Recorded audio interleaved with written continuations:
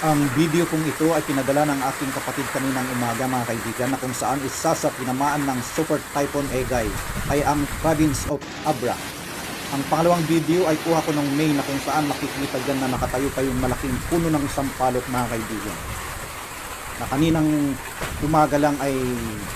tumumba dahil sa